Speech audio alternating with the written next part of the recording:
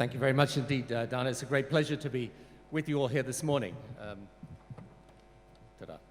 And to... Ta-da rabba, I should say. To say you were reminding me of my very first day in office in 1997. Actually, it's a good introduction to leadership because I came to power. We've been in opposition for 18 years, my party, and we have this thing in Britain where what happens is that we have the election on the Thursday, then if you win the election, the sitting prime minister you've defeated packs his bags and goes out the back door, and then you come in the front door, right, with your suitcases straight after. And the tradition is that the staff in Downing Street, they line up on either side of the corridor going down to the cabinet room at the end of the entrance into Downing Street, and they're supposed to applaud out the old prime minister, and then they applaud in the new prime minister, right, make them feel good. His first day in office. So anyway, we've been in opposition for 18 years, so the other guy left, went out the back door, I come in. You see, they were used to the other people because they'd been there for 18 years. So I was going down the line and shaking hands, and they were crying. You know, I got to the end of the line and started to feel guilty about the whole thing, really. But then I remember going into the cabinet room, and there was the guy who was the chief of the civil service. He's the permanent person in the British system. And he was just sitting in a chair, and there was a chair opposite to him. And he motioned me to the chair to sit down. So my first day in Downing Street, I was very nervous. And he said in that very British way, he said, well done. And then he paused for a moment and he said, what now? And it's the what now that is the tough part of leadership, as I discovered. So the problem really is that the skill set that takes you to leadership is not necessarily the skill set that best serves you as leader. Right, so you campaign to win as the great persuader, and then you end up as the chief executive. And there's a big difference. One is expressed in words, the other is judged in actions. And leadership is always about taking responsibility when others would shrink from it. It's about stepping out and not stepping back. And it's about being prepared to take the criticism and the inevitable chorus of disapproval, pretty noisy usually, that is leadership's accompaniment.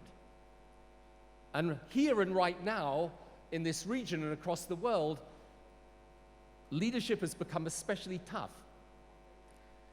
Today we live in what you might call an era of uniquely low predictability, and in a context in which sometimes all the choices are ugly.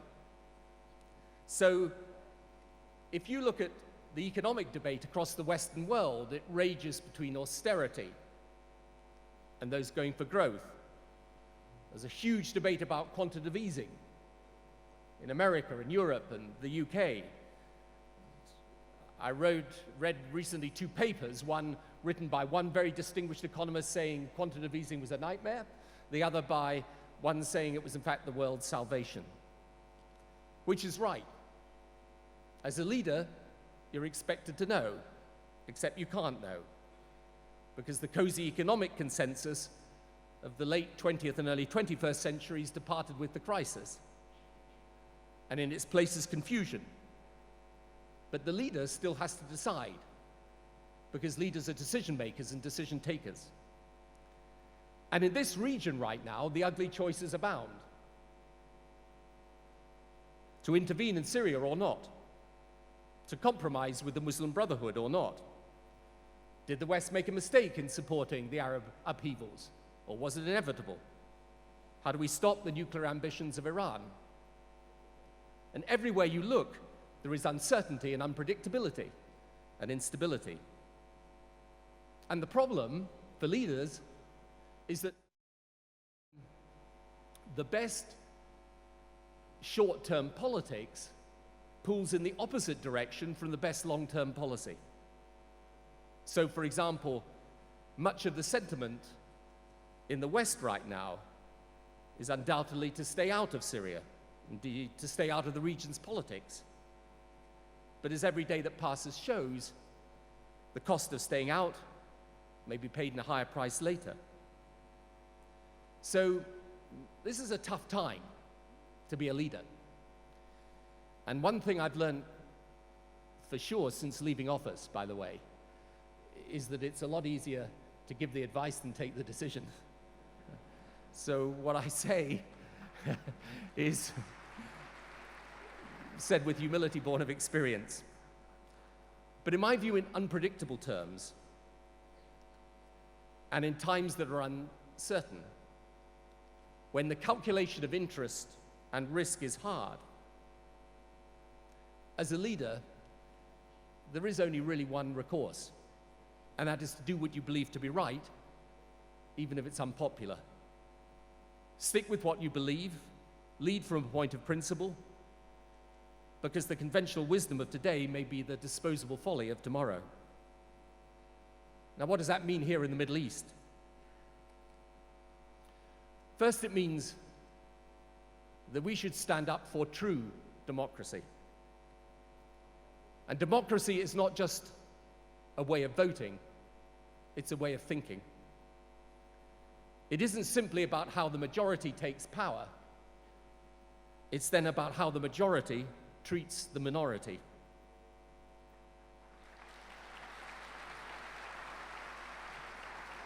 Democracy is pluralistic in nature. It means treating all people equally, irrespective of race or faith. It means treating men and women equally. It means the rule of law, in which citizens know judges are impartial and free from political pressure. And it means religion in its proper place, with a voice but not a veto.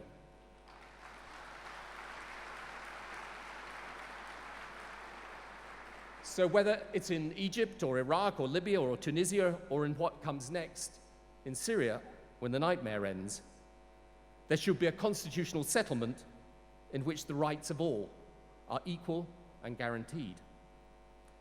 Second, we have to recognize there will not be democratic progress without economic progress. Now, in Europe, we've got an aging population. Average age now around about 40. In the Middle East, there's a population whose median age is often in the early 20s. And each year, there are going to be more and more of these young people searching for jobs. And it's clear what works in a modern economy: open markets, predictable rules for doing business, an educated workforce.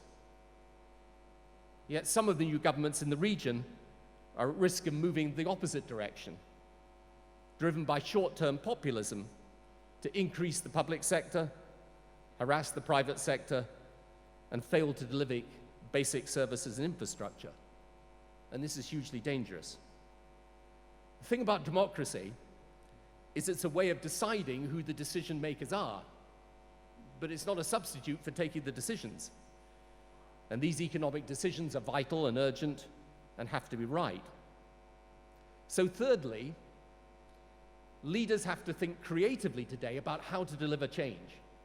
And this is true if you're a prime minister or a president or a mayor of a city. And it's the CEO part of leadership.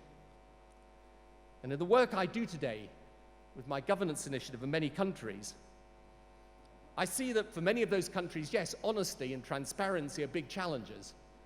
But you know the biggest challenge for government is efficacy. It's getting things done. And the good news is that the lessons of what works are pretty clear. The hard part is doing it. The best modern government works through empowerment and partnership, not command and control. The best public delivery systems have diverse providers, consumer power, and strong public-private partnerships. And you know, particularly in the fields of education and healthcare, and especially with the impact of technology today, which is transformational, there's no Western country that would create the types of legacy systems we have today in education or healthcare if we were beginning from today. So countries that are developing in this region should learn the lessons and apply them. But fourth, progress cannot come without stability or stability without security. And we have to be prepared to be strong in the defense of our values. It's why Iran's nuclear ambitions and export of terrorism around the region are a threat. And we must be determined to confront and overcome that threat. And those that hold power in Tehran must feel that determination and know that we are going to be vigorous in upholding our principles. Of course, any choice involving military action is fraught, and no one wants it. But a nuclear-armed Iran is the worst choice, and we shouldn't make it.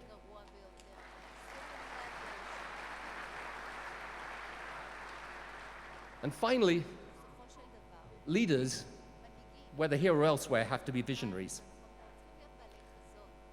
Shimon Peres, in one of his inimitable quotes, once put it to me absolutely brilliantly. He said this. He said, you know, a leader in office has to decide, does he want to be in the history book or the guest book? A classic Shimon statement. Right now, in this region, we need leadership for peace, for the history book between Israelis and Palestinians.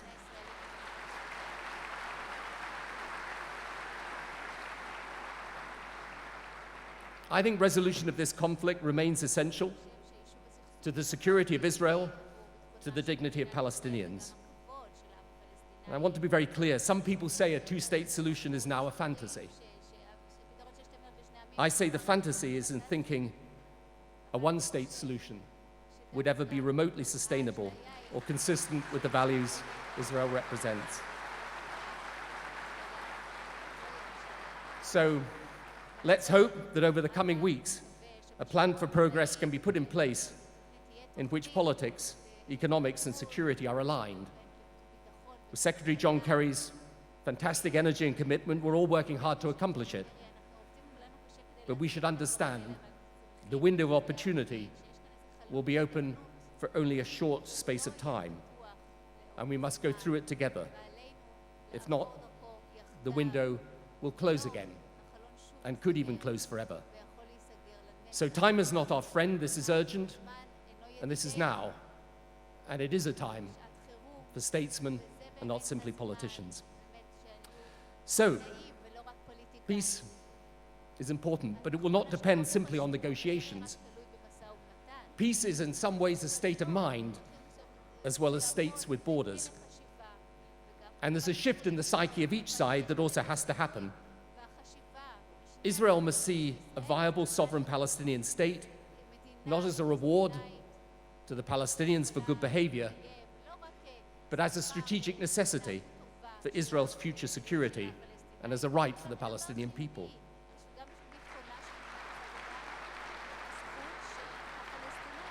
And the Palestinians must see that for Israel to feel confident enough to make peace, they need to know that such a Palestinian state will be properly governed, with a Palestinian politics unified in pursuit of an agreement that recognizes clearly Israel's right to exist and ends the conflict once and for all.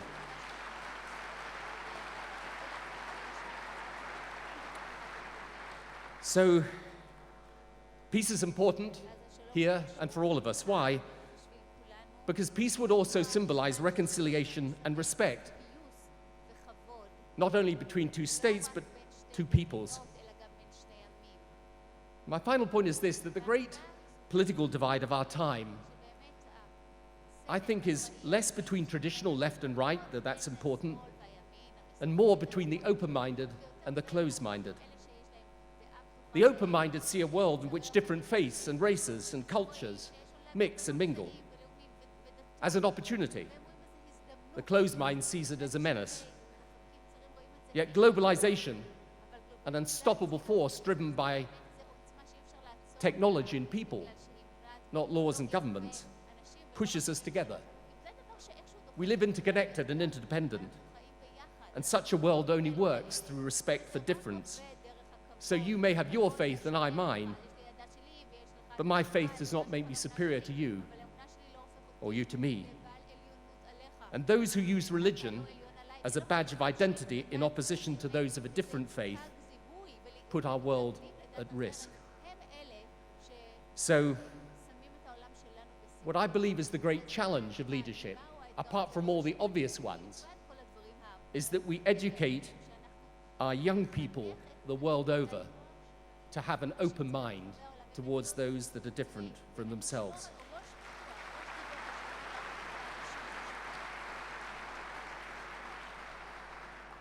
So that's leadership that makes a difference. And this state of Israel was created partly in reaction to the horrors of prejudice, but also imbued from the beginning with the spirit of great thinkers who had minds open to the future, eager to discover its possibilities. And so we have this remarkable country of Israel today. Shimon Peres was one of those thinkers.